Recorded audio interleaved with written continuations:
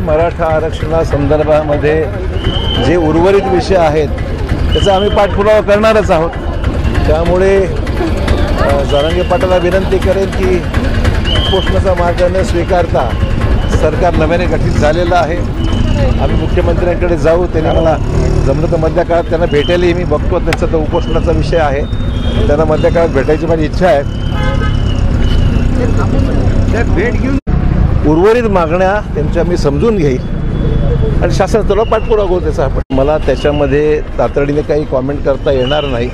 कायदेशीर विषय आहेत, समजून घ्यावे लागतील, परंतु आरक्षणाला कसा गती मिळेल उर्वरित विषयामध्ये त्या प्रयत्न आहे। सरकार समाधानी आहे आरक्षण देण्यासाठी? त्यांचं काही दिलंच आहे ना सरकारने, देण्यासाठी काय दिलंच आहे। एकनाथ शिंदे मुख्यमंत्री असताना, देवेंद्र फडणवीस उपमुख्यमंत्री असताना 10% आरक्षण तर ऑलरेडी दिलंच आहे। आपण ते लागू आहे झालं महाराष्ट्रामध्ये। त्यामुळे आरक्षण देण्याविषयी सरकार सकारात्मक आहे।